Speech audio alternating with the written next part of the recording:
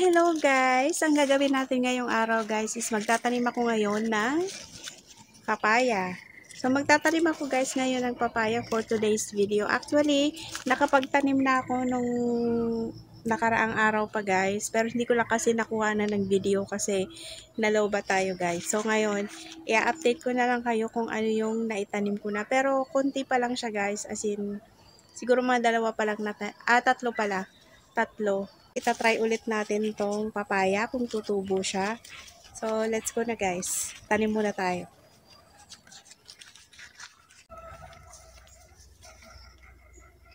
So, dito ko siya guys itatanim. Naglagay lang ako ng 4 na bato dito. Para alam ko na meron ditong nakatanim. So, dito lang natin itatanim yung papaya.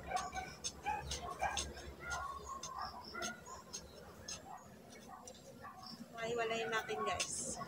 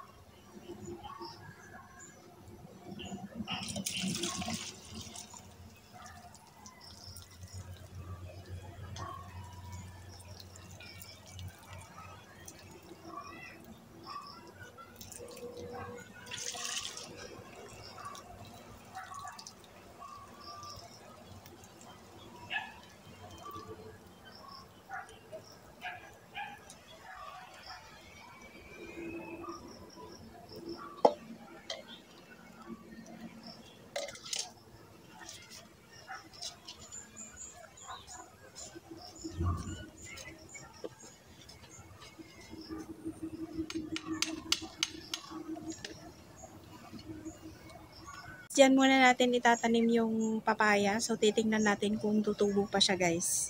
Kasi medyo matagal-tagal na rin siyang na-stock. So, binigay lang siya sa akin. Pero yung iba nito guys is nabuhay na. Kaya lang, hindi ko na siya pwedeng ilipat kasi medyo malaki na siya. So, ang hiningi ko na lang is yung buto. So, magtatanim na tayo ngayon ng bell pepper. So, dito naman guys, banda dito ko itatanim yung aking bell pepper. So, ito yun guys.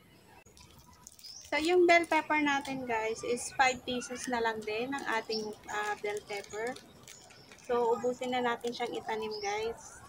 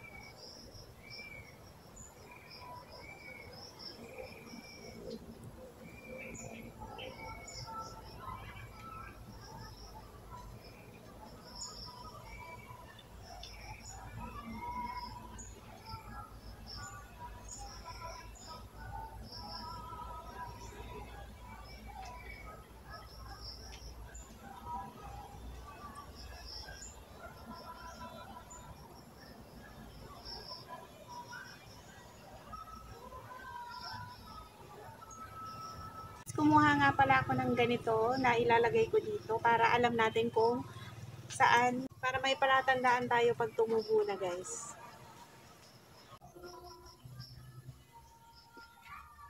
At bubusan na natin ang tubig guys.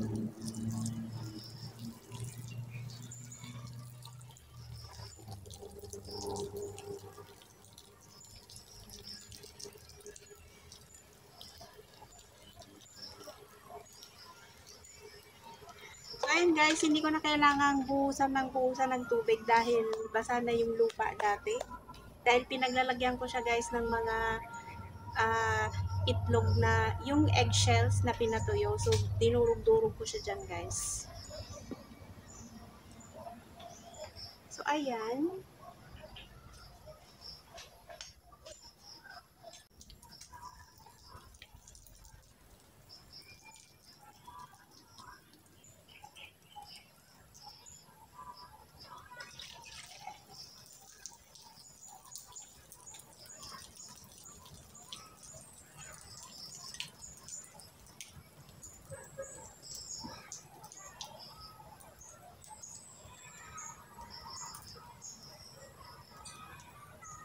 At guys, papakita ko nga pala sa inyo yung update ng ating tinanim na sili at yung cherry tomatoes natin.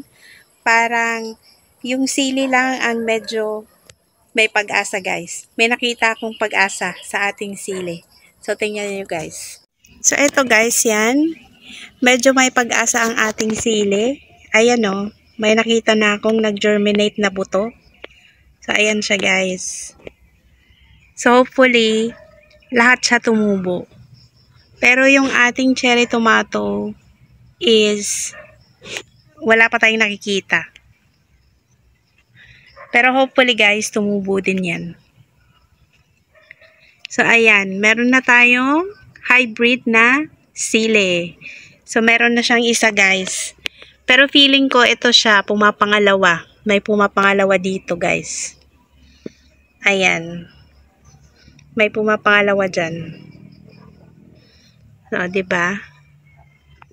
So, sana guys, magtuloy-tuloy yung kanyang pagtubo. Dito ko na tinanim yung ating bell pepper kanina. So, nakita nyo naman. So, itong mga puti-puti na yan guys, ito yung itlog na dinurog-durog ko dyan guys para merong vitamina yung lupa. So, nilalagyan ko yan guys ng yung mga balat-balat ng kung ano-anong gulay, yung mga balat-balat. Kaya lang nabulok na siya dyan guys. Kaya hindi ninyo na siya makikita kasi nabulok na siya. So, ayan, itlog na lang yung nakikita nyo dyan guys kasi dinurog-durog ko dyan yung itlog. Yung shell ng itlog. So, ayan yung ating bell pepper. So, dito naman guys, dito ko naman tinanim yung ating ampalaya. So, ito siya guys. Ayan. Medyo ano yung ating ampalaya? Medyo low bat.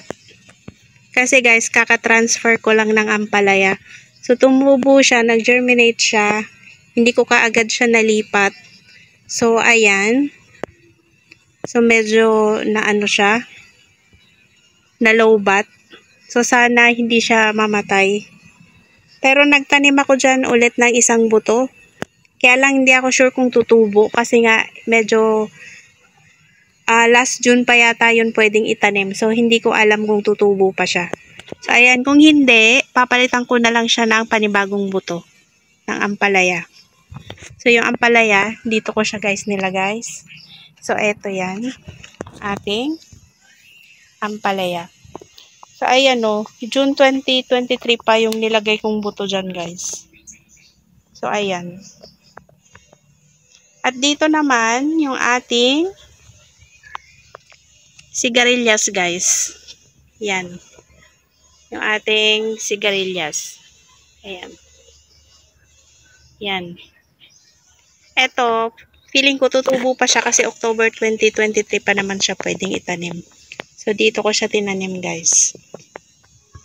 Yung ating ampalaya. Sigarilyas pala. So, ayan. Nakapagtanim na tayo, guys. Yung ating sigarilyas. At yung ating ampalaya doon. At andito yung ating bell pepper. At dito naman banda, guys, yung ating papaya. So, sana tumubo yung papaya.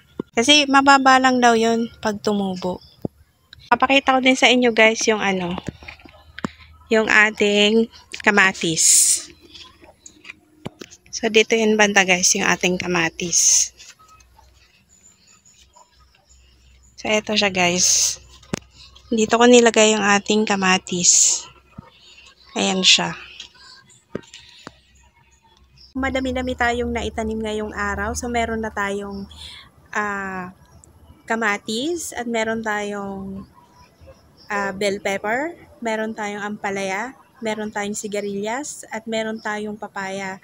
So, yung ano natin guys, yung sili na hybrid is medyo may pag-asa kasi meron na akong nakitang tubo. Yung pinakita ko sa inyo, di ba, nag-germinate na siya. So, sana guys, magtuloy-tuloy yung tubo ng ating sili. So, tara, maglilinis muna ako guys.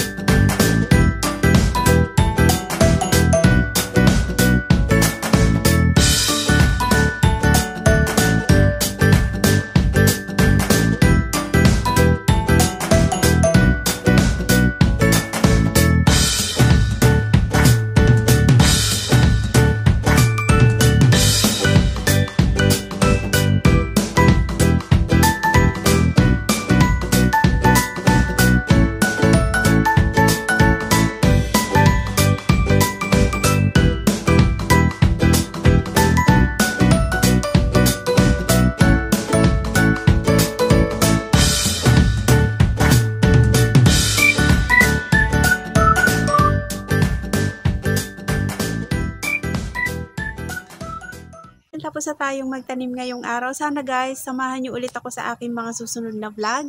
At huwag niyo pong kalimutang mag-like, mag-share, at mag-subscribe sa aking channel. At syempre guys, huwag niyo rin kalimutang i-click ang notification bell para every time meron po akong bagong upload, ma-notify po kayo lahat.